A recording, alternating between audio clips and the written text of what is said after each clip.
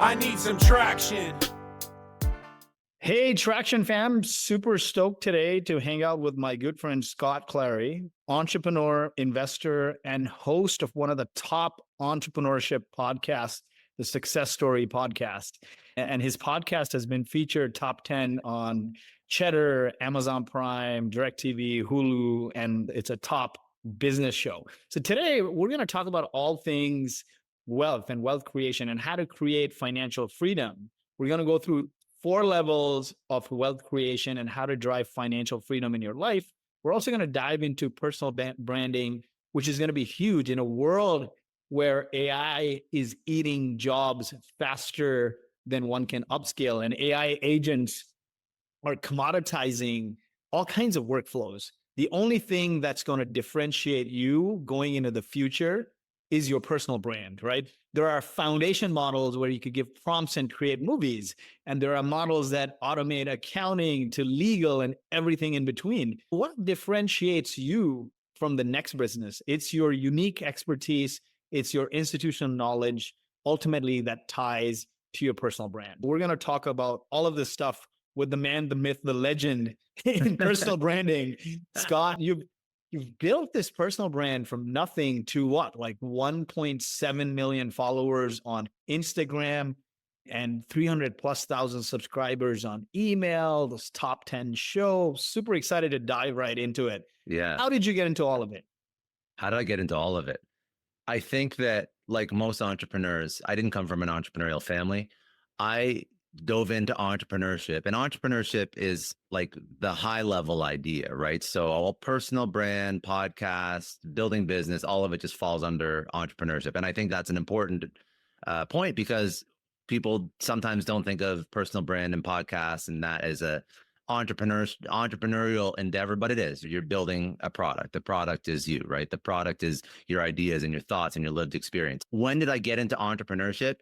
I think, and I've thought about this a lot, because my family wasn't entrepreneurial. My mom and dad worked very relatively safe, stable jobs, government and university, respectively. And I think what prompted me to go into entrepreneurship is because I saw the reality that I think many of us are feeling and facing, where the same amount of work and effort and input that we saw our parents put into whatever career they have is not yielding the same output, the same quality of life.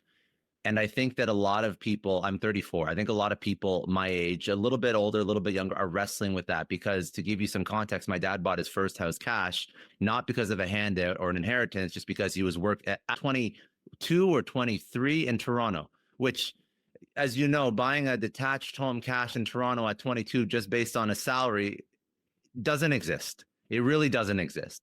So for me to get that, it's not the same amount of input would yield the same output. It's an extraordinary amount of input and career success that would yield buying a detached home at 22 without some sort of handout from your parents.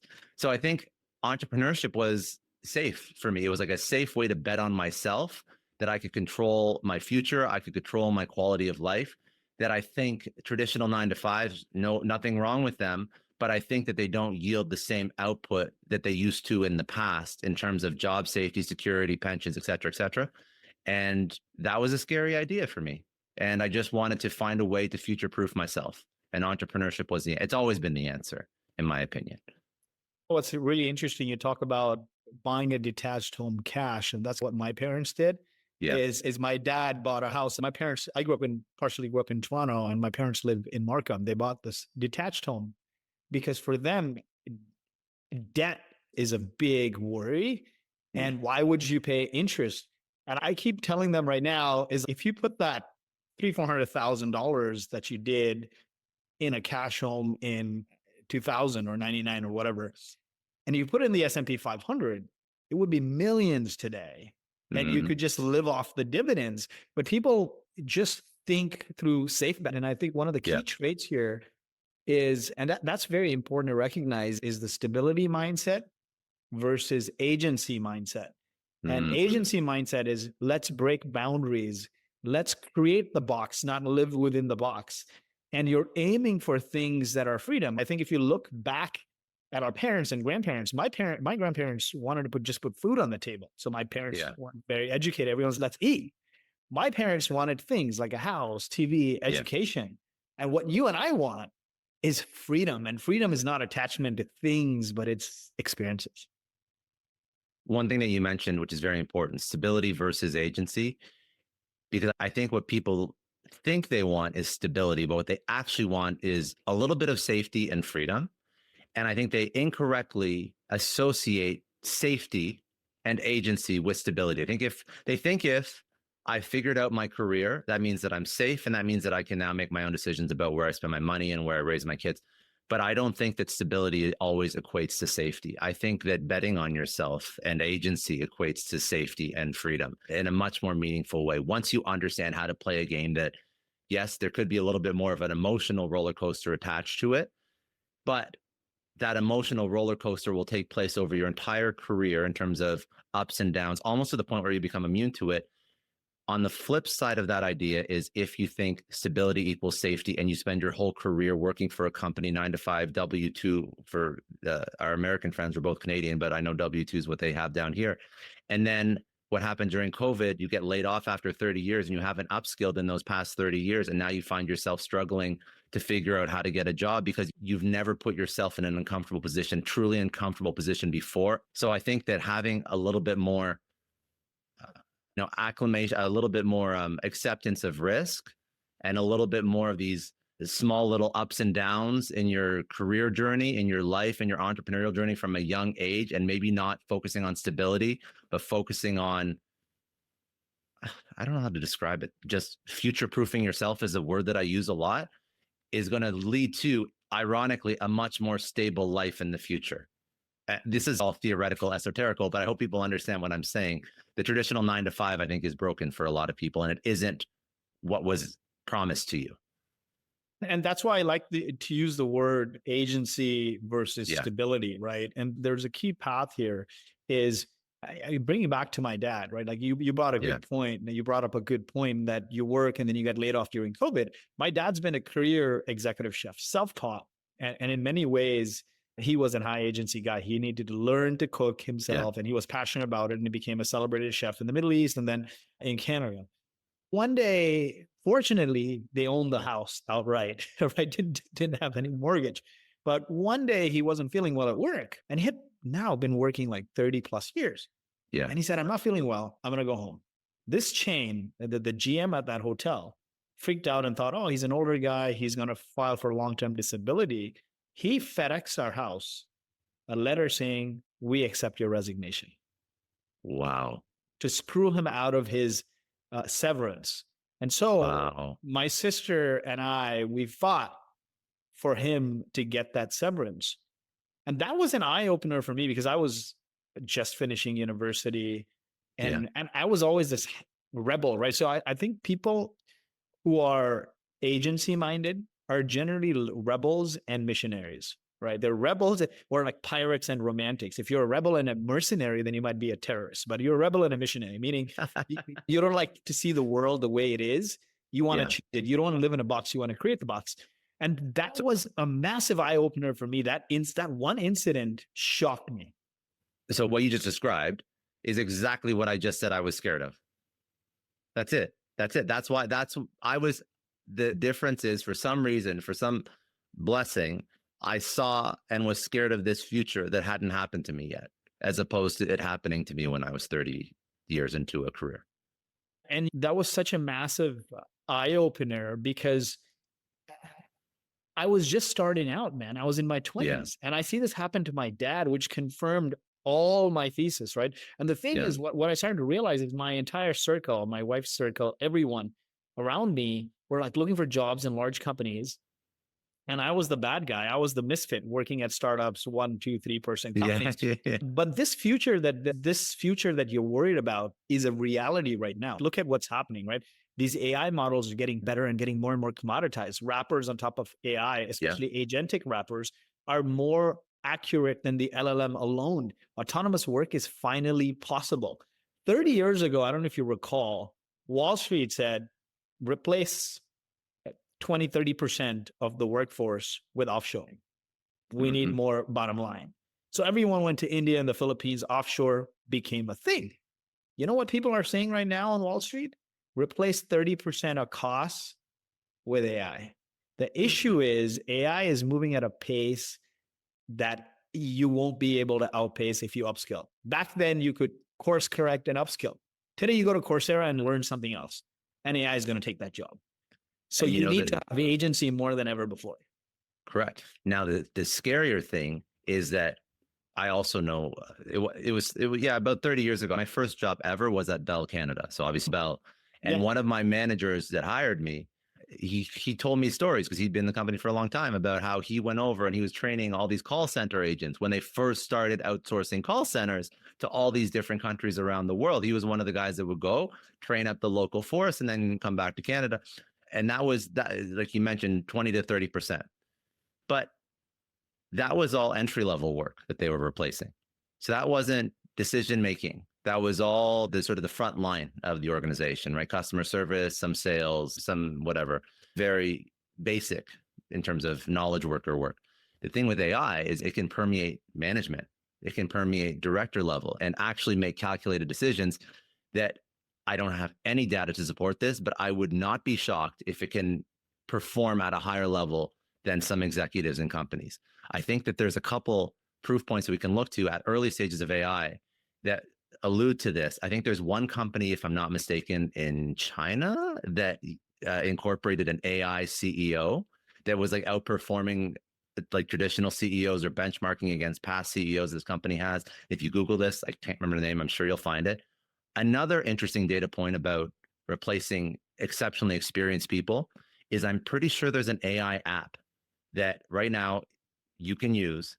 And what it does is it scans your skin for cancer and melanoma and other sort of skin diseases. And I think it outperforms a dermatologist in terms of correctly identifying cancers. So these are not entry level. These are not entry level roles. So the same thing that you're discussing that happened on Wall Street 30 years ago is happening now with much more advanced skill sets, which is very scary. So how do you defend against that? The only way to defend that is to quickly move yourself to agency mindset and then try to use these tools to make you better. I think, and help you build financial independence that doesn't rely on government handouts or jobs. I am very afraid for the education system. See, you and I had these incidents or trauma situations in our life that probably expedited our path to agency. But most parenting is around stability, right? You go to school, you check the boxes, you do all of these things, you go to university. But what are you pumping out if AI is going to eat jobs faster than you can upskill? Education system needs to change. And it's not 100%. Happening right now, right? It's not happening right now. And I think one of the key lessons for us is how do you develop kids that are agency versus stability as you go into the future? Now, when I was on your podcast a couple of years ago, how many email subscribers you had and YouTube and Instagram? When you came on? Yeah, that was a couple 2 years ago. Let me think. So I've been doing this for almost 6 years now. Just 1 point. So if you actually want to look up at this story I just mentioned, so the company is NetDragon Websoft, and they've appointed the first ever AI as their CEO. So go down that rabbit hole one day. It's very interesting. I'm going to check it out. You should. So when you came on my show, say 2-3 years ago, we were probably doing about 200,000 to 300,000 downloads a month, I would assume at that point. It's been a pretty steady linear growth trajectory. That's the one thing about podcasts that has been frustrating, but also it forces you to do your reps. But the growth is not exponential. There's no bell curve at any point. I found that it's very predictable, slow up and to the right. There's no viral moments in podcasts. So that makes sense. But your Insta and YouTube had some level of... Yeah, then I started focusing more on video. A couple things. To answer your question, I would say about 200,000 to 300,000 downloads per month. On my email list, I'm maybe 90, 100,000 emails. I'm just trying to think back to around 3 years, because I've been doing this for 6 years. Yeah, is the answer. That's how long I've been doing it. Instagram, YouTube actually has been a big growth lever for me. So when I first started the podcast, I had less emphasis on video, more emphasis on audio. But As you can see now, I'm sitting in a studio that we built out. So now a lot of the podcasts are in person, but the emphasis has been on video, mostly because with any personal brand, any audience you want to build, organic discovery is a huge piece of it. And with podcasts, there is no organic discovery. So when you upload an audio file to an RSS feed, it sits there. And if you don't promote it, no one's going to find you. The only way you get organic reach on a podcast is if you chart on Apple. And really, it's not even like top 100. It's if you're getting top 10 or to top 50, you're going to get some organic subscribers because that's where people discover you. So YouTube and video in particular is a great way to get organic subscribers because they'll start to discover you based on the guests you bring on or the keywords that you put in the title or the thumbnails. And there's all these different things that you can try and optimize. But if you're trying to build a personal brand, podcast or otherwise, video is very important because you want people to discover you when you have no audience. And YouTube is an easy way to do that. That's why I focus so much on in-person podcasts now. I take long-form, hour-long podcasts, clip them into 10-minute segments that are a little bit more YouTube friendly. I also turn those into a whole bunch of shorts. I also do solo videos that are more YouTube style just to grow the YouTube because that's where I get the most podcast subscribers and downloads. And then eventually some of them, think of YouTube as like a top of funnel, or lack of a better description. Again, everything you build is a product, is a company, right? So if you're going to build a personal brand, you have to understand your funnel. Where do people discover you? Where do people consume your content? Where do people subscribe to you? Where do they become fans, evangelists? Where you have to understand your whole funnel, the whole customer journey, except audience journey. So understand that. But that's why YouTube and video is so important. That's why I invest so much time and energy into it, because then you see the people that find you on YouTube, they start to follow you in other places. So when YouTube goes up, audio goes up, basically all the other social, I can track email subscribers from YouTube and all my other social as well. But YouTube is a huge refer for everything. So yes, YouTube's huge. Awesome. What I want to ask is, off this theme of we're heading into the autonomous future. Yes. AI will take jobs faster than one can upskill.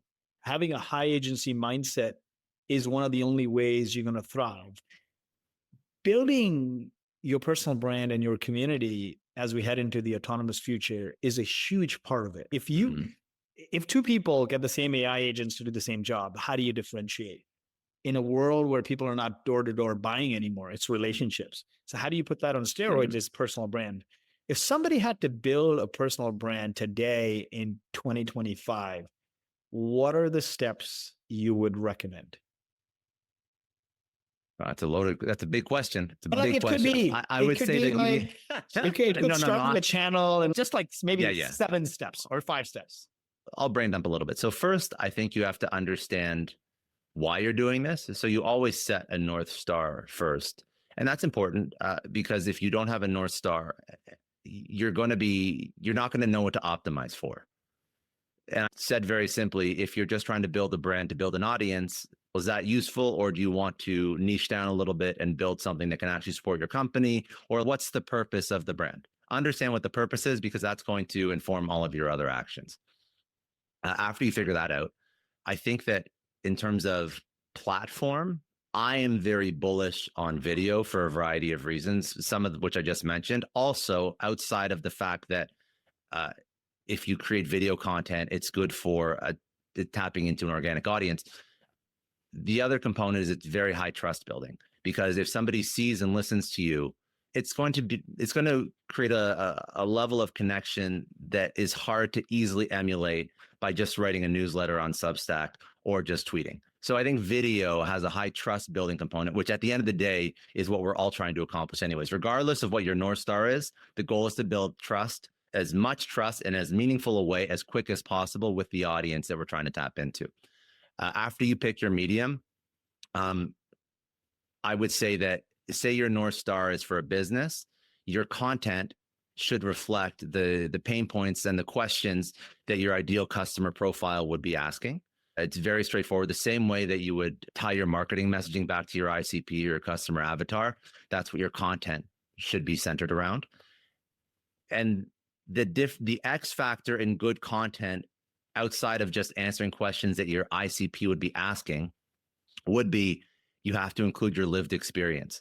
So anybody can be a knowledge broker on the internet, but you have to include your lived experience, your own stories, your personality, your spiky points of view, the shit that happened to you 5 minutes ago that's top of mind, that sort of layered into the stuff that your ICP cares about creates the best content, because I can go find tactical content about whatever I'm trying to solve anywhere on the internet, but I want it solved by this particular person for some particular reason. And it's usually, again, their lived experience, their point of view, their perspective. I want to go to this person to get content that I could find anywhere else. And I think that once you figure out your North Star, you figure out the medium or the platform, you figure out the actual type of content, the questions that you should be asking for your ICP, and then you include your lived experience into it. Those are 4 steps just to get you off the ground. And then you have to build your distribution system so that you can show up for an unreasonable amount of time and you do not burn out or quit.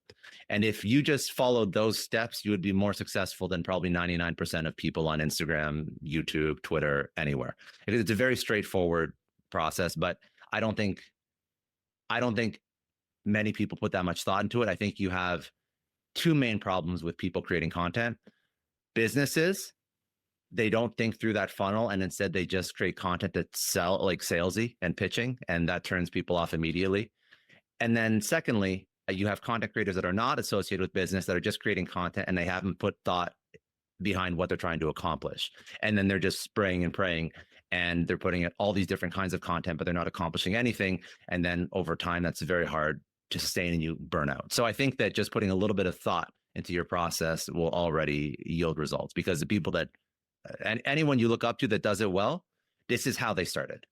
And then once they've built their core audience, pick a business influencer. If you want to expand your buckets into other types of content, that's okay as well. But this is how anybody who's successful started. Hormozi, Gary Vee, Grant Cardone, pick a guy, pick a girl who's big on social media. This is the process they did. And they were very purposeful about who they were trying to target with the content they were creating. And that's how you start. Awesome. And you should add Scott Clary to the list, because you've also got millions of followers and you're very, one of my favorites. And what's really interesting is how you've broken it out. A lot of people just want to create for the sake of creating. They start with the medium or the content. I think you hit the nail on the head. You got to start with the ideal customer profile. Yeah. What are the pains? What are the gains? What are the aspirations? What are the needs? Yeah. What do they eat, breathe, drink, sleep? And then start with one medium and consistently create content and just modify for them. And then we'll just get better and better at it. I like the video focus. Video focus is huge for me. And I open it up to other mediums because I know not everybody's comfortable on video. I could go on a rant about just do it. And there's a lot of ways to just do it. And for people that are nervous about showing up on video, one strategy I always recommend is, when a camera turns on, you press record, then you turn to a different person. That happens quite often when you're just starting out. Sit down across from a friend, your parents, somebody you work with, a videographer, doesn't matter. Sit down across from somebody. Your chair's here, they're right in front of you. Get them to print out a list of questions that your ideal customer profile, your avatar would care about. And you're going to put a camera off to the side and just press record. You're not going to be staring right at the camera. That's not important for right now. You're just going to start recording. They're going to ask you the questions. About 2 to 3 to 4 questions into this list, put 30, 40 questions on this piece of paper. You're going to forget that there's a camera there, and you're just going to start talking to your friend. And you're architecting an environment where you get rid of your imposter syndrome and your anxiety about recording content. And then you'll take a look at that whatever 45, 50-minute recording that you just did, and you'll realize that's already 2 months worth of content already. And you can just emulate this process again and again and again, because the goal here is twofold. Number one, to get rid of your anxiety about creating video content. And number two, not to sound like a robot when you're creating video content. If you can get rid of those 2 things, again, you are already better than like 99% of companies creating video content on the internet. So I think that there's a couple different like tips and tricks to just get you started, but all these ideas are all correct at the same time. If you don't want to do video content and you don't want to listen to that idea I just gave you, fine, pick a medium that you're comfortable with, but know that if you can create video content, in my opinion, that's the highest form of content that you should aspire to create. This is like a quick little hack to get over your own anxiety about it. But yeah, I mean, you just got to start, and you got to start. And one more, just to reinforce what I just mentioned, you do have to start, but that process I just laid out forces you to start purposefully. So you're not just spraying and praying and just creating random ass content about anything and hoping that it sticks, right? You're actually formulaic about how you start to put out content. And when you are formulaic, it just speeds up whatever results you're trying to achieve. If you aren't formulaic, you will figure it out. But doing something with purpose is always a better answer than doing it just ad hoc with no thought at all. I would say that's how you start. That's how you get over your anxiety. And another idea that I think is important is your first piece of content will always suck. You see these cliches. It's very true. Putting the reps in is a very important and real part of it. But know that you cannot get to good content until you put the reps in. It doesn't matter how shitty your first piece is. It's required. It's mandatory to suck at the beginning. Gary Vee says this all the time. Come talk to me after you put out your 50th or your 100th piece of content and then tell me that it sucks. Because just by putting in the reps, most of us are smart. Most of us can learn from our mistakes. Most of us aren't, our ego isn't so big that we keep on putting out things that suck just because we like it. Most of us, after our 100th rep, will have much better content than when we first started. And if you combine those ideas and you start now, you will be successful, especially if your goal is business results, not just fame, because being famous is not required. It's not for most people, the result of content. I think that business results, revenue, leads, customers, for most people, that's what the KPI should be.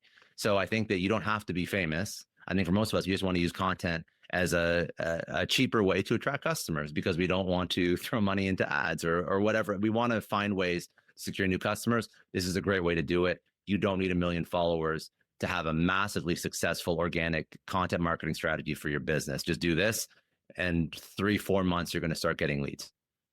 Max. I like what you said there is consistency leads to mastery. And ultimately, yes, consistency is the secret ingredient that turns small actions into big outcomes. But the other thing is, if you're afraid to suck at something before you get better at it, then you may as well not try, right? And if you look at Mr. Beast, to any business, the first iteration of everything sucks. The 10th iteration probably sucks. And then you just get better and more comfortable. I take it back to my time. Although I graduated engineering, I wanted to be an entrepreneur. So the first job I took was cold calling for a founder in a small startup. And I sucked that first call, but I knew so much from talking to people that the only way to build a successful company is one of the founders need to learn to sell. And I think I practiced like for hours for that first cold call. And when the buyer picked up on the other side, I hung up and everyone laughed. But I was in this environment where everyone was cold calling. So I just did more and more reps and you get better. Now, you want to know a funny stat? You want to know if you've done more than this is from, if you want to start a podcast, just to show you how low the bar is. If you've put out more than 10 podcasts, you're already in the top 1% of podcasters. So that's how low the bar is. That's how few people want to put the reps in. I see because of what I do for a living now. I podcast, I create content. Everybody in my world is, hey, Scott, how do I start a podcast? Hey, Scott, how do I grow an audience? It's not hard. I give them the steps that I took. I've been doing it for 6 years. There's 650 episodes. I've been doing it for a very long time. Now compared to a Joe Rogan or a Tim Ferriss or a John Lee Dumas that probably have over 1,000, 1,500 episodes. But the point is, 600 episodes, I have a little bit of, I've done a couple reps, right? I just tell them, do it for the next 6 years with no expectations. Just if you do it for the next 6 years, I can guarantee you will be one of the top podcasters. I think that's another Alex Hormozi quote, right? Do things for an unreasonable amount of time. And if you do things for an unreasonable amount of time, they'll always take longer than you think, but ultimately you will eventually achieve the desired result. And that is an idea that carries over to entrepreneurship, carries over into business. Ask yourself how many entrepreneurs who have found themselves able to stay in the game, meaning they've structured their life, their finances, whatever it is, their expense, that they can build the thing for 10 years. How many of them are not successful? How many of them are not earning minimum $1 million a year, which is, of course, much more than the average person who's working a W-2 9-to-5 salary. So if you can stay in the game long enough, if you're not an idiot, if you structure your life, as well as you structure your mindset, so you can outlast every single other person on this planet, which really is only about 10 years, because not many people give that much of their life to one thing, you'll find yourself living a life that is significantly better than what most people live. So and the crazy thing is 10 years it seems like a lot of time, but we're alive for a very long time, and you only have to get one thing right. You don't really have to win multiple times to have this incredible life that most people could only dream about. And again, success doesn't equal money, but money is a piece of it, and money buys freedom. And I think that's what most of us are looking for. We're not all looking to be unicorns. I think a lot of us are just looking to travel when we want, live in the best cities, the best, go send our kids to the best schools. If there's additional expenses that pop up, emergency expenses, we can take care of it. We can take care of our parents when they're retired and they don't have a good retirement or a good pension or good savings. A lot of us just want freedom. And I think that it doesn't take much to achieve that freedom. And that's an idea that I really try and drive home. You don't have to build a unicorn, but if you put 10 years towards something, you will live a very good life. Content, entrepreneurship, whatever. Anything worth doing is a long freaking slog. You might get lucky, like an Instagram, but you got to make peace with the fact that it's a long slog. And if it wasn't, everyone else would do it. I like also your framework you talked about, right? Pick the ICP, niche down. A lot of people want to go broad, but I think it's important to start with an inch wide and a mile deep, and then scripting out. I also like this framework of write down several questions, like he said, and record an hour long, 2 hour long, just have a conversation, maybe have a friend ask you for comfort. And that gives you lots of content for video, maybe a couple months, but it also gives you like one long form podcast. It gives you like maybe 2 reels a day. It gives you like 5, 6 posts for LinkedIn a week, for Twitter. So you can turn that into a multi-format, and then you can bring it all together in Substack like you do, and just do that very consistently for a small niche. A lot of people have broad content, and those are bigger influencers, but there are like so many micro niches that you can pick that are large enough that people will pay you eventually a lot of money just to tune in, right? But every big influencer started niche. I saw my podcast. Now I open it up. We have conversations about health and wellness and relationships and business and entrepreneurship. When I started it, it was called Sales versus Marketing. And it was only revenue, like that. I was a CRO at the time. And it was only revenue conversations. It was about how do we drive revenue through sales or marketing. And I was speaking to CMOs and CROs, and some of those episodes are still up. And then I got bored and I'm like, I want to open up a little bit. And then I started to include not just sales and marketing. I started to include more entrepreneurship, and then some more fundraising, and then some other like businessy topics. And then I realized that those topics lent themselves well to people that had high performance mindset. So then we speak about flow state with Stephen Kotler, or strategy with Seth Godin. And then it starts to build on itself, and that there's some positive response, and you can open it up a little bit more. But I started niche. I'm thinking of, again, some of the people that we mentioned. Now Grant Cardone does everything under the sun, but he started off with sales. Gary Vee started off with wine, and then took that audience and then turned it into a little bit of a following, and then did a hard 180 pivot into social media. And now he does everything. He does sports, he does wine, he does NFTs, he does social media, he does just life commentary, motivation. So the point is, everybody who you follow started off in a niche. And then once they built their core following, they could have just stuck with that niche and built a business on that niche. Now, some of them, maybe they feel like they want to grow and go into different verticals. You mentioned Grant Cardone, mostly because he's probably the best example of somebody that started in sales training and then used social to go into real estate. And again, I know people have various opinions of him, but he's a very good example of how to build an audience.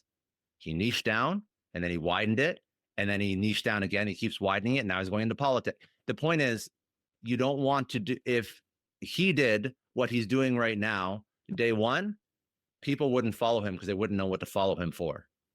But when he first started, people knew to follow him for sales training.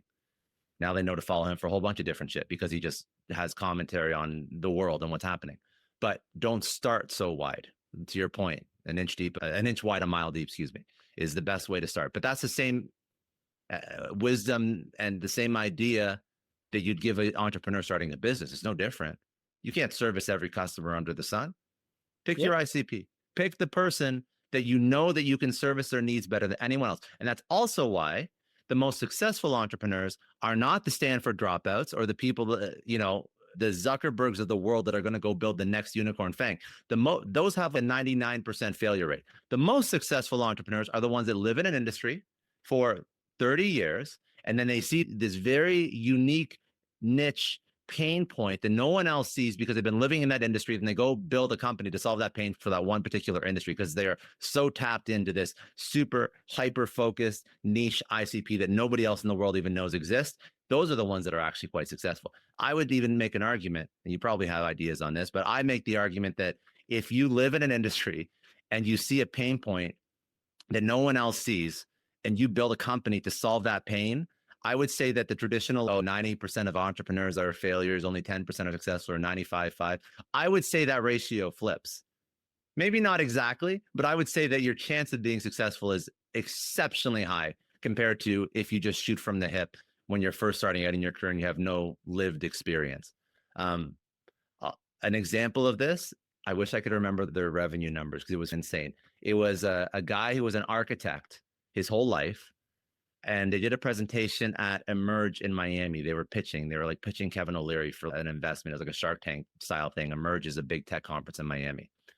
And I was in the audience watching, and the guy was an architect his whole life. And it was at the advent of AI, so maybe 2-3 years ago. And he created an AI tool that looked at these AutoCAD diagrams of a home that they draw on a sheet before you build the home. And then a human goes in and measures all the different walls and puts all the measurements on so that the developer knows like what they're doing. So he developed an AI that could look at a drawing of a house and with greater accuracy than a human, instantly put measurements on every single wall, window, and door in the house. When that would take a human with less accuracy, maybe a week to do, it could do it in under 5 seconds.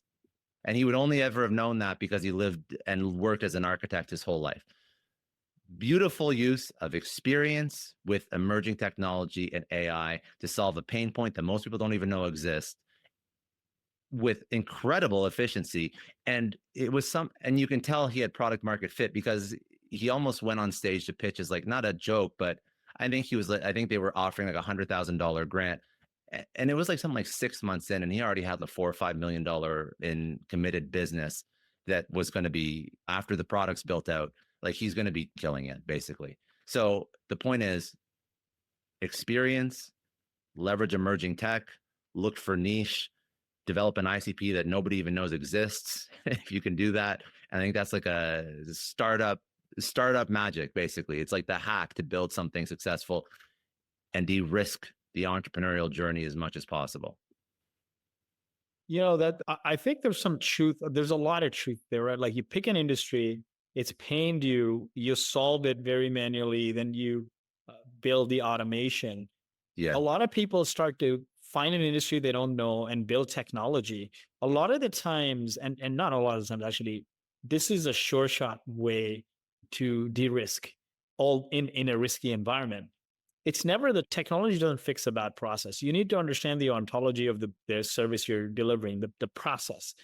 Usually, if you look at the process, it's a crappy one, right? If you observe the end-to-end user flow. So then you got to design a newer process that removes all the garbage from it, and then run the refined process and see if it's better.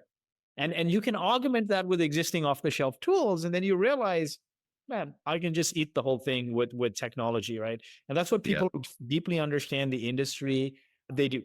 Now, I want to shift focus to your recent post on the wealth ladder, right? And four levels of wealth creation. A lot of what we talk fits right into it. Is number one is sell your time, which is a job, then sell your skill, which is being a freelancer, then sell a product, which is a business, and then sell a system which brings you to freedom. So walk us through that framework with some examples. A job, we know, 9 to 5, anyone can get a job in. And then you start freelancing. Freelancing often is a great way to, if you actually are a niche freelancer, it's probably a great way to then take those learnings and build a product business. But I'm particularly interested in, how do you go from like job to freelancer to then product, but eventually a system is what enables you to get freedom and operate without you. So let's walk through that. So I think that how I define a system is something that you can build once and sell unlimited times. The line between a business and a system is small. But if I think about the most leverageable businesses in the world that are true freedom would be SaaS. You build it once, you can sell it unlimited times. It's not like it's not a business, but ultimately you're not, you don't have to ship a widget, or you don't have to render a service every single time somebody buys from you. And I think that if more people thought in the build once and then sell unlimited times system mindset, uh, they would not build a business that accidentally turns into a job. So I think the goal, I think this happens quite often. People end up building this business that ends up being so time consuming and so labor intensive, energy intensive, cost prohibitive, that they end up building themselves a job and they do not have freedom. So the goal, and there's other ways to achieve freedom as well. There's systems, there's processes, there's hiring, of course. But I think that if we think of just starting out, if you build a software company, if you don't have technical expertise and you build a digital product once and you sell it a million times, if you build a model that works and then you franchise that model out to others, each franchisee, each purchaser of that software, each purchaser of that course or whatever it is, does not require the equal amount of input for you to deliver that product or service. So I think that's I think that as you move up that wealth ladder, have building a system as the end goal, where you should eventually end up. You do not have to build with that in mind immediately. And I think that actually the biggest hurdle people have, through all four stages, there are hurdles for sure. But the biggest psychological hurdle would be to move from job to skill, because that is something that I think is the first level of risk that people will ever experience in their life when they start to take their future into their own hands. But once you start to freelance again, you don't want to turn it back into a job. So the goal of this wealth ladder is to keep moving farther and farther away from a job. Ironically, what a lot of entrepreneurs do is they keep building themselves jobs again and again and again, and they think that it's a business or they think that it's a skill that they're selling, but they just keep building themselves jobs. So I think that the goal is to move further and further away from the job that you originally tried to escape. And in my mind, the final step, the final boss in this wealth ladder would be to build a system so that you do not have to be involved every single day. So you do have complete freedom and control over your life. The key there is repeatability. You're aspiring for repeatability. You acquire a customer and they keep paying you. They're not leaving you. And that drives that freedom, that drives enterprise value in the company, that makes it sellable. So you're not selling it for pennies on the dollar. You don't have to get new customers every single time. A lot of people have this job, and I think the first hurdle is going from job to skill and freelancing. And I think one way to do that is to get gigs off the side of your desk, and then they move to product. But a lot of the times people get stuck at 3. And I was there. You end up creating a job for yourself.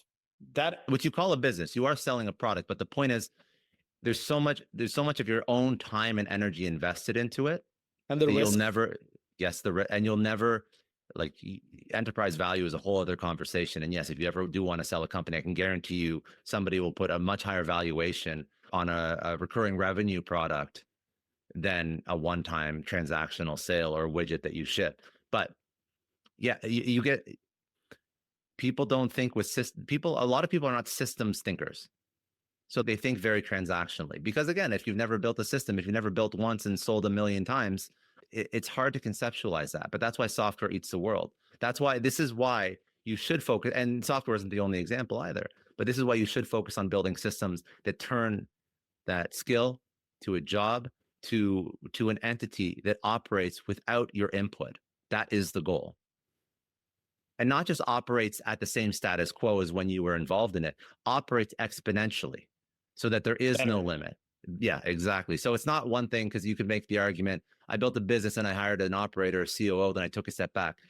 Yes, great. It's a fabulous business. But think about all the other ways that you could turn that business or that one-time sale to your customer into a system? Are there franchisee opportunities? Are there licensing agreements? Is there a recurring revenue product that you could include? Could you turn your one-time sale into a recurring revenue like a Chewy or a BoxyCharm or any one of these other types of seemingly Subscription traditional models. Yeah. businesses that turn into subscription models?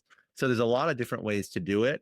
But I think that when you think about wealth, the most wealth and freedom will always be when you build a system versus any of the other three steps. And then the core values of that is consistency and repeatability, Of which course. essentially means the same thing. What, in your view, are that keeps mistakes that keep people stuck at each phase? The easy answer is themselves. The easy answer is the way it's always been done. The easy answer is their own ego. Because when you remove your ego from the equation, then you naturally see that you have not achieved as much as you could have. And then you will find ways to progress to the next stage. I think a lot of it is ego and a lot of it is fear. Because outside of that, the tactics are all there. Go ahead, sir. It comes back to the stability versus agency mindset, right? Like people's mindset kill them before they get started. And what I've found now in a lot of startups that I mentor or angel invest in and things like that, there's three key things that destroy things. And it's like you said, the tactics are there. It's the personality, the human component of it that always destroys it, right? One is, for some reason, people are so enamored and fixated on control versus making money, right? If you care That's about ego, that's full ego. Yeah. when you care so much about, when you prioritize control, you destroy relationships. When you prioritize money even so much, that's when you don't build repeatability. You make short-term decisions like Wall Street in many cases. The only way to build something lasting is to prioritize impact. And I see this happening. And this whole control money-driven mindset, like fixated on control and money versus impact, comes from, I think, three things that you and I talked about, is like what informs stability mindset versus what informs agency mindset. And I see a lot of stability mindset is informed by fixed thinking. I got to hold on to this. My failure is my limiter.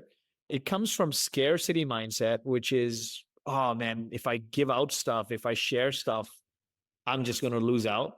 And then the last thing, it comes from just being nice and being a yes person because you've been a rule follower. So I'd love to get your feedback on that.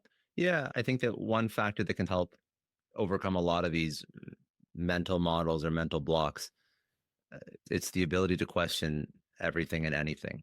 And I think that when you question and you apply more critical thought, I don't even think you can have true critical thought if you have too much ego, because you don't want to accept that anyone else's opinion is better than yours. But not only questioning other people's opinions, questioning your own assumptions. I don't know. I think how I've overcome it is the best way that I can teach over to people. It's really just having the self-awareness to be like, there's a 99% chance that the way that I'm doing things could be better.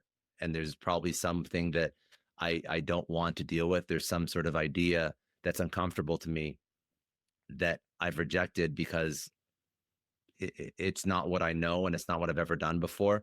But there's an off chance that if I lean into that, it's going to make my long-term life much easier and it's going to make my long-term business much more successful. A lot of it is just questioning your assumptions, questioning other people's assumptions, not in a way that you're like untrusting of your own experience in the world, but in a way that you are always a student. I know, I hope it doesn't sound so cliche, but I think that's a very important mindset, because the second you stop, the second you are no longer a student is the second you plateau. When you go into everything you do, and let's get a little bit more tactical.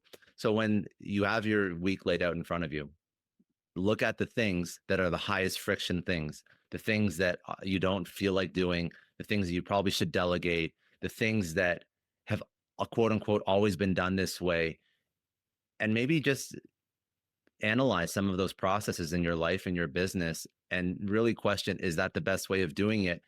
And if you do a little bit of research and you do a little bit of self-reflection, at least for me, like for example, how we edit the podcast, which is really the most recent example I can come up with outside of the businesses that I've built in the past, how we edit the podcast, how I put together the thumbnails. Like I love them. I love the look. I love the aesthetic, but you're ignorant if you think that what you did a year ago is the best or most optimized version of what you could possibly do. So that forces you to go out into the market and to research and to understand what competitors are doing. And then you bring some of that knowledge back in and you disrupt yourself. You disrupt your own processes. And I think that's the best way to move up the wealth ladder, get over these hurdles, progress to the next level in your business, whether or not it's through the wealth ladder or through your revenue numbers or to the next revenue target you're trying to hit. Like you do have to consistently disrupt. You have to process so that it's not all ad hoc, but you have to bring new ideas in and disrupt yourself, or else, in my opinion, someone else will. And I think we can look at that at a much larger scale. Like, why does Blockbuster not exist? Because they didn't want to disrupt themselves. They never chose to disrupt themselves. They were okay with the status quo. There was ego in that organization. And that's why they no longer exist. In the last 15, 20 years, more than 50% of the Fortune 500 have evaporated. And it can be boiled down to this one thing, that if you keep hiring and promoting people on tenure versus trajectory, you end up becoming the very dinosaur you set up to disrupt. But there's caveats here. I think one thing is, although you go and seek out new knowledge, and I love learning from community, ChatGPT has changed the world, right? I chat GPT a lot, but nothing changes personal experience, right? We both have large communities. And anytime I have a massive stump, I'll just hit up like 7 to 10 entrepreneurs and be like, can you give me a perspective? And I do the same for them. And just, it's more brainstorming. It's not just getting GPT to give me an answer, but it's just brainstorming. Hey, like, what is the emotional side? Because everything is part data, part emotion. But I think there's a key thing when you seek out disruption risk, ideas to get you out of disruption risk, is you got to take advice from people who've been where you want to go, or people who are closer to your goals. Yes. A lot of us, what happens is we confuse this. We listen to people who haven't earned the right. Like, opinions are like a-holes. Everyone has one. And everyone wants to give you an opinion. But I'm like, if you haven't earned the rights, I'm a fool for asking you once. And if you keep making my life miserable, then I'm a bigger fool for keep coming to you. You got to go and listen, take advice from people, I think, who are closer to your goals than people who just have an opinion because even though they've done nothing. No, I agree. I agree fully. I think that in my life and career, the most useful inputs and influences have been people that are just slightly beyond where I am now. So I don't want advice from somebody who obviously has not achieved the thing that I want to achieve. I don't think that's the right person to look to. I also don't think the traditional definition of mentor, somebody who did the thing like 20 years ago at such an exceptional level, is a good person to learn from either. So somebody who just recently crossed a milestone that I hope to cross in the next year and a half, that's somebody who I want to learn from, because their knowledge is so recent. And to just one more idea on what you just mentioned, ChatGPT, all these generative chat tools are great for brainstorming ideas, but then I need the lived experience. I want the context as to what happened and what didn't happen. I want the good and the bad. We were just talking about a really shitty experience that you dealt with in your past life and in your career, and that's not going to show up in ChatGPT. Those ridiculous edge cases are never going to show up in ChatGPT. Now, what would prompt the discussion is if I was trying to solve the problem that you were dealing with, and I said, hey, these are all the different things that could go wrong in this particular situation. And then I took that list of ideas, maybe something I didn't think about myself, and I'd be, hey, yo, Lloyd, what do you think about this, that, this, and that? What have you experienced with when you do all these different things? You'd be like, by the way, I have a story. This is what could go right. This is what could go wrong. And I think that when you use ChatGPT as like this first pass at research, at brainstorming, that's where it's useful. Don't outsource your thinking to it, and definitely do not replace lived experience with ChatGPT, because it will never understand the multitude and millions of outlying circumstances that could impact your results, which is why a mentor or a person who just lived it is probably your best bet. And many of them, not just one. But all these ideas together, to bring it full circle, will be what allows you to move through your wealth ladder, will be what allows you to disrupt yourself, maintain success, not just achieve success, but maintain success in your business and also in areas outside your business too. These are the same things that you would want to do. I know that you just went on this bodybuilding journey. But yeah, you can get advice from somebody who was bodybuilding in the 80s. And there's going to be a lot of advice that may not be so relevant anymore. So you want to get advice from somebody who's, they started 2-3 years ago. They look pretty good. All right, but what did you do? I want to learn from you. How are you training now? What are you eating now? What are all the different things that you're doing that have worked for you recently? Because I don't know. I think that's the most useful input. 100%. You know what? A lot of people pick mentors that haven't done it. They're just professional coaches, or they pick mentors who've done it in a whole different paradigm. And I think what's really important is to bring the immediate relevance. So you have part data or information, which is the ChatGPT stuff, but you also have part emotion and relevance. And any building success is both things. And so like from the bodybuilding example, like I used to train 25 years ago. And after the majority sale of Boast, I almost died of COVID. I'm like, I got to go on this fitness journey. I went and picked a calisthenic trainer who was the best at his game. And I trained with him. And I picked a fitness coach who is a men's physique guy, whose physique I wanted. And we just trained together. If I pick somebody who's out of shape, I can't even respect him, right? And that's the same thing in business or anything else. If I want to grow my podcast audience, I'm hitting you up. I'm like, dude, be my coach. Let's figure it out, kind of thing. And the same thing with community. That's why community, right? Having multiple points to inform your thinking is key. Like your community is your currency as you head into the future. I did want to ask you this one question though. One, with a podcasting business that you have, how do you build a system where you have repeatability in terms of revenue? It's a great question. A podcasting business is a business at the end of the day. In terms of repeatability of revenue, all the products that you could sell for a business, sell as a business, you can sell through a podcast. So think of podcast as media leverage. Again, I know you know Naval and his 4 forms of leverage, and there's media, finance, tech, and people, right? Those are the 4 forms of leverage. So podcast is media leverage. Now, how do you build predictable revenue on top of that? Predictable revenue would be monthly recurring revenue. That's a traditional definition of predictable revenue. You could have a good sales team that predictably closes deals, but that's not the classic definition of predictable revenue. So understanding that podcast is media leverage, I have a sales team that sells ads. If I wanted to, I could build a SaaS product that I sell against the audience. I could build a paid community.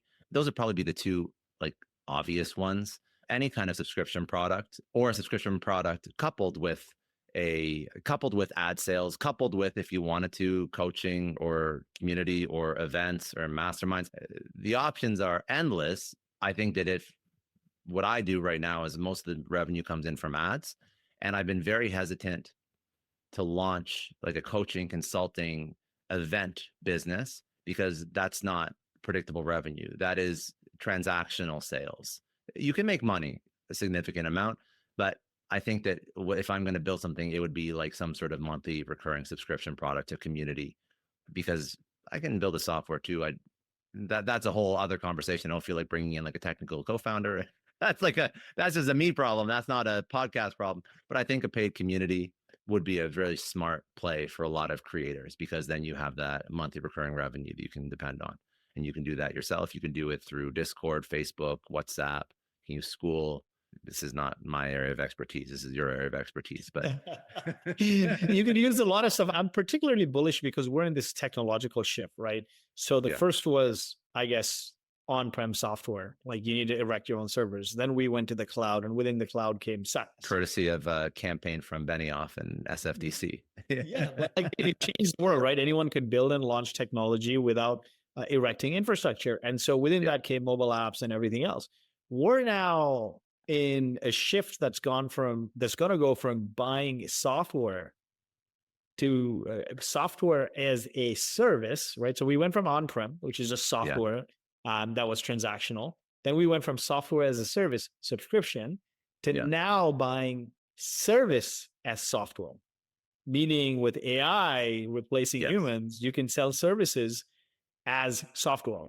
And that is really an interesting play, because now people like yourself and me and others who are podcasting or doing these personal brands can then create AI agents that Yeah, communicate with their audience and multiple levels of subscription for your own personalized chat GPT. There's a company, a friend of mine runs this company called Personal.ai that helps you create your own large language models or small language models on all your historical data and then drive that's chat very cool. conversations with your audience. And then maybe you could have subscription tiers. So I'm super excited for the That's very world fascinating. Yeah.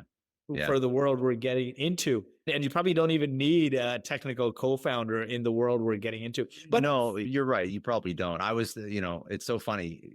We're moving so fast, and I still consider myself like quite technical. We're moving so fast that even as technical and I would say as finger on the pulse as I am, I still am thinking of like how I productize my podcast and my community in ways that were very relevant 5 years ago. I'm thinking about paid community, but now you're like, okay, so let's do a paid community. Then let's like just brain dump all of Scott's podcast wisdom and instead of having to hire somebody to manage his paid community and answer questions, now you can have an agent that could be helping people with podcast questions behind a paywall 24/7, 365 based on Scott's entire brain and library of knowledge, which is phenomenal. And then, yes, you could, if you wanted to build a community around podcasters 5 years ago, obviously the least friction would be paid community, no tech.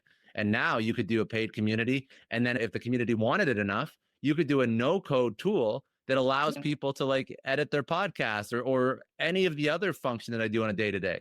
So and then you could charge separate and that could be a SaaS product, right? That could be, you could have a service as a software. You could have software as a service. You can have all this shit with no technical background. So it's absolutely phenomenal what you can do, but you have to be, it's a lot for most people.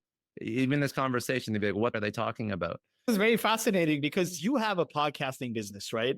Yeah. That you are now. So I've looked at several companies, friends of mine, the way they bootstrapped to massive success is they were just their own lab first. They were selling direct to Yes. customer.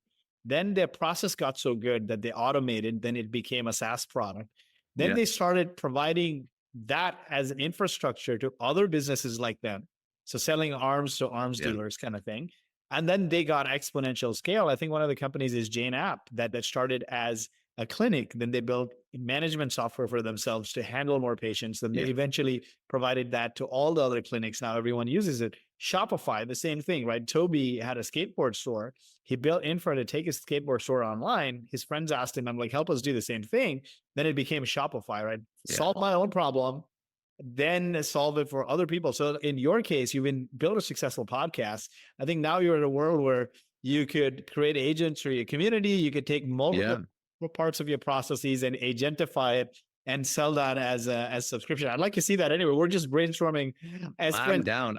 I love it. I think it's very smart. And this is another lesson. It's so easy to riff off and sound smart on the internet, but it's sometimes entrepreneurs like succumb to shiny object syndrome. And I've succumbed to that many times. Like I've had the podcast over here that you're building media leverage. Leverage is leverage. You can use it for anything. So I have to ask myself, like, why have I tried to build all these other businesses in the past that do not align with the podcast? And it's because shiny object syndrome. So as much as you know it exists and you feel like you're immune to it, when somebody comes to you with a really great idea, it's very hard to say no sometimes. And I think another idea that's very important is the ability to say no and focus on the long term, not the short term, which is something that I'm focusing on right now. You think you have one of the things that takes people generations to build and figure out. You have media leverage. You have an ICP that tunes in every day, every week. And can you sell more and more products to them in an automated way? I think is the future. Yes. Like 1% multi-million-dollar businesses. As we close out, I have a couple of questions in rapid fire. What are some financial habits that have helped you and your friends maintain and grow wealth? Because a lot of people, they make money, but it's hard to keep money, and it's important to live free. You got to keep money and you got to grow it. Obviously, lifestyle creep is a big thing if you make a little bit of money. And to stave off lifestyle creep, obviously you want to invest. I think that one thing that I've learned is just because you're good at making money doesn't mean you're a good investor. And I also think that diversifying is helpful for some people, but if you are as aggressive as an investor as you are as a operator or builder, you will probably not want to, you are probably not going to be happy just diversifying across like blue chip stocks. You're probably going to get aggressive and you're probably going to take some risk. And I'm not against risk, but I think that taking on risk as an investor, if you spread that risk out and try and understand too many high risk things at the same time, is a recipe for disaster. What I mean by that is if you're trying to figure out stocks and crypto and Section 8 and multi-res and all these other randomized things all at the same time, I think it's very hard to succeed. Anything's possible, but my best success has been focusing on one asset class at a time that is high risk and understanding it as much as I would have to understand a new company. And when I do that repeatedly, that's when I have success. So I think that a financial hack is, if you want to do things yourself, spend just as much time studying that thing as you spent building your company, or at least as much time as possible, because that will lead you to the highest chance of success. And whether or not it's crypto or day trading or, again, Section 8 real estate or whatever it is, if you spend enough time studying it, you'll be successful at it. But put that same amount of energy and effort as how you made your money into that thing you want to invest in. That's one of my best tips. Same rule applies as get advice from people who are closer to your goals, because oftentimes your friends or family members be like, oh, you should do more real estate. Oh, you should buy this stock. Yeah. And or angel investing. Angel, same thing, same difference, right? If you don't just become a good angel investor just because you sold a company. Yeah, you know how to like vet founders and shit and look at a P&L. It's gambling. Like, it's gambling. But if you do it 100 times, you'll be good at it. Yeah. But it takes energy and focus. And some of the best angels I know, they do it because they want to do good. And if something great comes out of it, it's a cherry on top. And I think I probably did 20 angel deals, invested in a lot of friends' funds, and my banker calls my wife and this guy won the lottery and he's just buying more lottery tickets. Can you just lock him out and a balanced portfolio because you guys have done this long sabbatical? Last question, in your journey this far, what was the lowest freaking rock bottom point and how did you navigate it? My lowest rock bottom point, there was a time in my life when I tried to do some consulting. So I quit a job and I was like, I'm going to be a consultant. I'm going to bet on myself. And what ended up happening is I ended up taking like a fractional, basically I had no money when I didn't have a lot of money at all. And I was like, I'm going to bet on myself. And when you consult, you jump back and forth between different clients. And it's a lot of work because you're putting in your 40 hours of billable hours. Then you got to go find more clients because this engagement's ending in a couple of weeks or months or quarters. It's not fun. And it's really hard to sell yourself if you don't know what you're doing and price yourself properly. So you end up just replacing a job with a shittier job is basically what you do. Anyway, so basically I was not good at being a consultant because I thought that I would make 10x what I could make being a full-time CRO as a consultant. Not the case. Anyways, long story short, I was in a role as a fractional CMO and they're like, Scott, we don't need you anymore. They let me go. I had no money. And I've always cared less about my own circumstance, but more about the people that surround me. So I don't have kids yet. But if I had kids, I'd be like, obviously, you just get so stressed about not being able to provide. But at the time, I was with Gina, who I'm still with today. And I came home and I'm like, listen, I have no money. I'm not sure what I'm going to do. I'm not sure what I'm going to work on next. I'm sure I'll figure it out. But when we started dating, I kind of hyped myself up a little bit. I was like, don't worry, money's going to be good. We're never going to be stressed. And at that point, I was very stressed about money.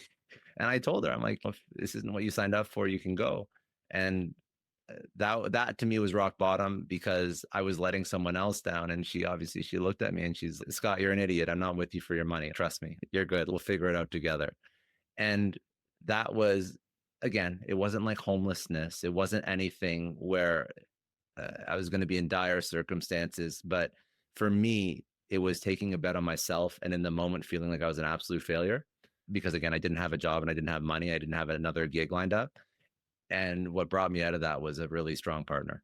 I think that's something that I think is not discussed enough, like having somebody in your corner for when you feel like the world's crashing. And zooming out, the world is usually not crashing because you've been through it, as do many of the people that are listening to this. Like when you are in that moment, there's very little that people can tell you that make you think that life is going to be okay, even though hindsight's 2020 and it will always be okay. But for me, that was that moment because I really felt like I was letting her down, and her response was something that really stuck in my head. It's still, like, I still remember it. Like I remember exactly where I had the discussion with her, and we're still together. And I think that there haven't been moments in my life that have been as tough as that, even though there's been moments where that version of me would have been super stressed, but I guess stress is all relative. But yeah, that was like the one moment where it's, yeah, having somebody in your corner who loves you, cares about you, and believes in you is a superpower. And I'm very fortunate for that. And yeah, That's the most underrated thing, right? Like I could do what I did because my wife had a stable yeah, job. She managed the family. She knew she's stability. I'm agency, but yeah, it can work well together as like a Deadpool Wolverine kind of combo, right? Because they're paying the bills. They know that their life is going to be hard, but not as hard as you. And so they balance out your ups and downs by doing the things like looking after the family, the kids, yeah, doing paycheck, so you can swing exponential. They do the linear stuff. And I think yeah. that's really key.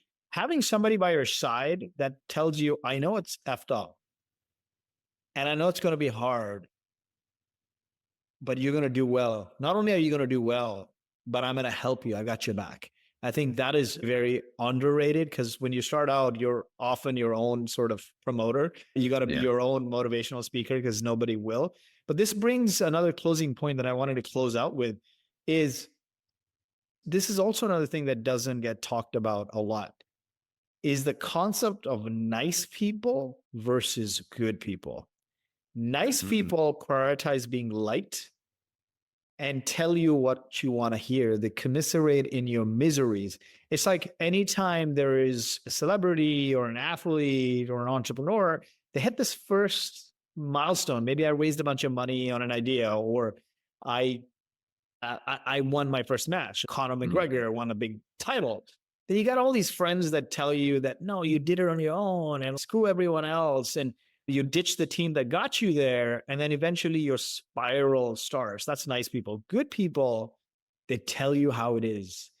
They call your bullshit. It may hurt in the moment, but it's good for you in the long run. And I think having a partner that's a good person and having a circle that's good people and not nice Yeah. people that just commiserate in your miseries and tell you what you want to hear is key there. I think it's huge. I just had a podcast before this with Rebecca Zung, and she is a expert on narcissism. So one thing that narcissists do is they actually are nice to people. Like they're on the surface nice, but then they'll gaslight you and make you second guess yourself. But they'll still they'll pretend to be nice. And I think that's one of the most difficult ideas to get around. I'm not saying that everybody who's nice is a narcissist, but nice and not good, nice is almost like a vanity metric. Nice doesn't solve anything. Nice doesn't help you out. And in the odd case, nice could be a veil for more malicious intent if they want to cover up their true intention, because nice is easy to fake. So I think that people that challenge you, people that tell you where you have to improve. I mean, that Kim Scott book, Radical Candor, whether or not you're applying it to your company or your friends, I think it's important. And in my mind, being good and being honest, that is candor. And I think that's what people need to surround themselves with, because nice is useless. And nice also is not just useless. I think it's actually, I think in some cases it could actually be detrimental It can be if you harmful. believe the hype. Yeah. Yeah, because people that commiserate in your misery say you did it yourself, and then you end up going in this ditch, right? And I need to listen to your podcast on narcissism. I've been following that recently. We just did it this afternoon. I'll send it to you. We just recorded it. She's amazing at it. But the point is, narcissists and just nice people in general, they're not helping you. And they'll say all the things that you want to hear, and then they'll gaslight you when you need something from them. I think that's like what narcissists do. So you just feel like you're going crazy because you're like, some of the time they seem super nice.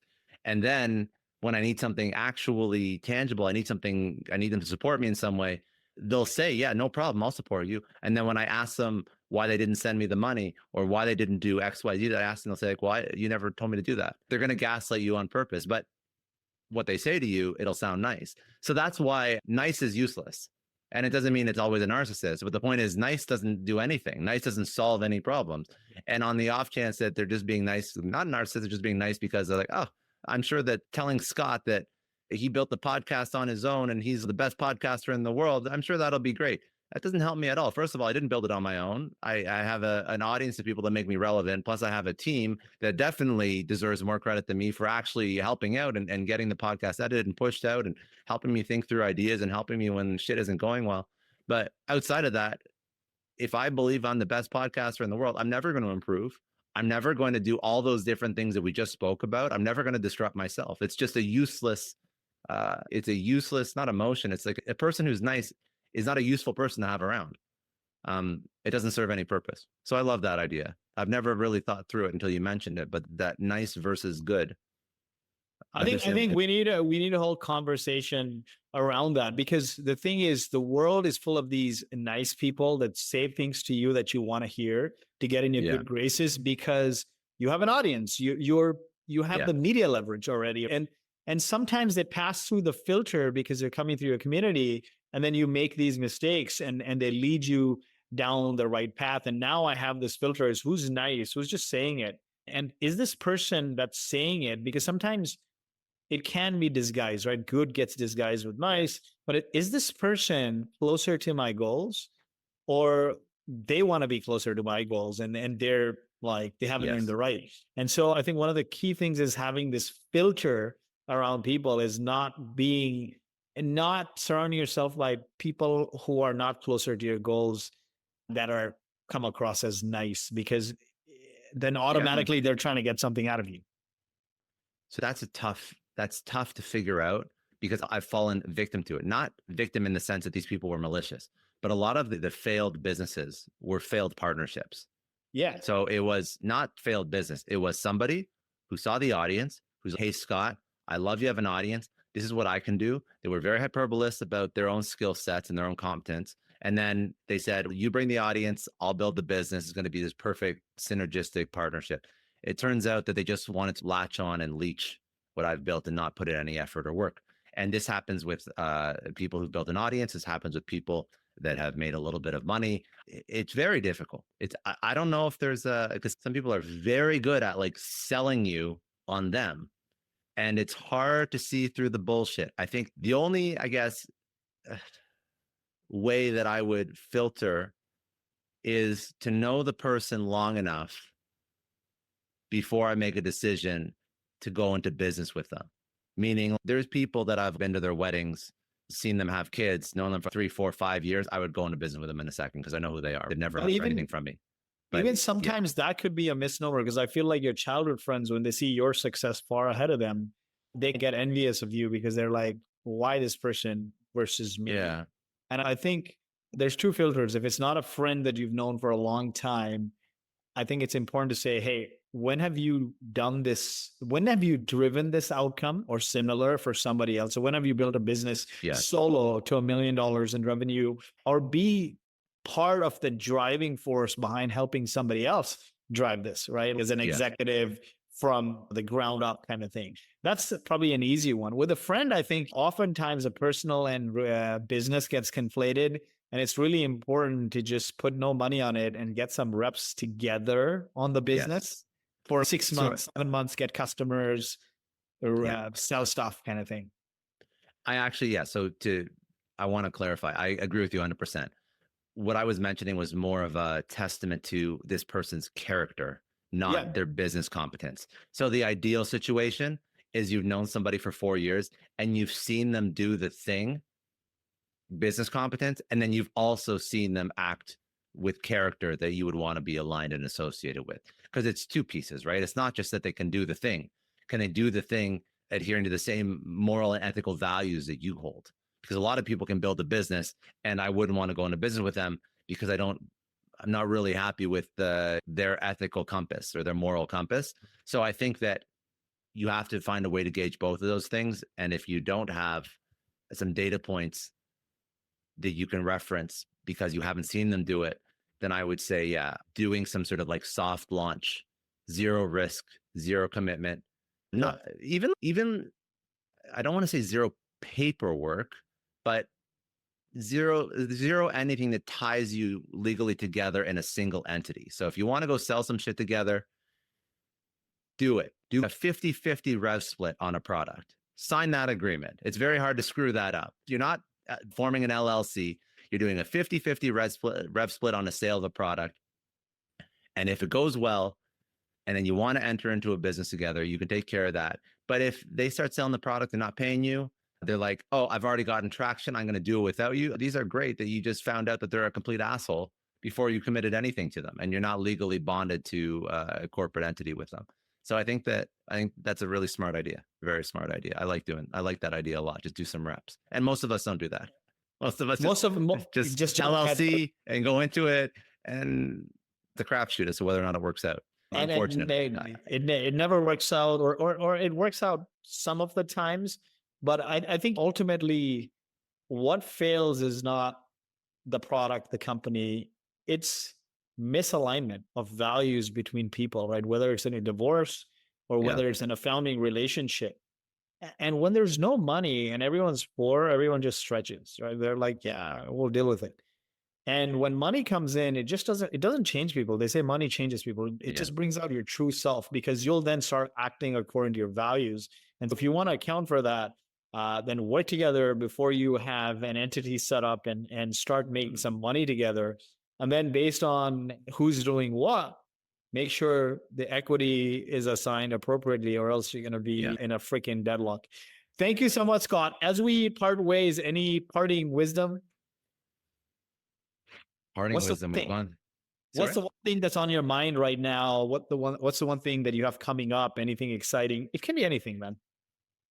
I would say for parting wisdom, one last idea that I think is important. And then in terms of what's coming up, it's just the podcast. But the last thing I think that's important is, outside of all the ideas we discussed today, I love the idea of reverse engineering success and reverse engineering what someone else has accomplished. I think that's a great research framework to apply to anything in your life, whether or not it's marriage, fitness, business. That mentor that gives you that context and gives you that story about how they got to where they are, they're going to tell you one thing, and not saying that it's incorrect, but I think that you should also look at their actions and reverse engineer how they got there. I think that's a very important idea, because you can reverse engineer anyone's success, a successful relationship, a successful physique, a successful business. You can see the steps they took to get there, and they can add some color to that as well. But that's a great framework to start from. A successful podcast, a successful content strategy, reverse engineer the steps they took when they were at the level that you're at. And this also opens up your educational options, your library of resources to people that you don't know directly, because you can reverse engineer success of people that are on YouTube and in podcasts. And if you go to people that were, for example, starting a podcast and listen to the interviews they did when they were first starting out, they're going to tell you, they're going to let things slip about what they did and what they didn't do. And you have unlimited mentors to choose from on the internet now at different stages of their career, because everything is, thank God, uploaded and available for 24/7 access. You can find mentors in real life, talk to them, find mentors off that don't even know you exist, reverse engineer success, find people that are giving wisdom from just a few steps in front of you. I think it's very important. And outside of that, this was awesome. Thank you for having me on. If you want to connect with me, my podcast where I do the exact same thing as what you just heard today is called Success Story. So if you like this kind of stuff, maybe you'll like that show as well. And you can find Success Story wherever you get your podcasts. And if you want to connect on social, it's at Scott D. Clary everywhere. That's pretty much it, dude. Thank you. Thank you for joining, man. Scott's podcast for our listeners is one of the top podcasts. I listen to it. I love it. He's expanded beyond just sales and goes into all realms of just life as an entrepreneur. And I haven't got there yet. Our stuff is still focused on traction, and we're keeping on the same path. But I would highly encourage you to tune in to Scott's stuff, because it teaches you around the different aspects of being an entrepreneur. Keep crushing it, man. Thank you so much. Thank you, dude. I appreciate you.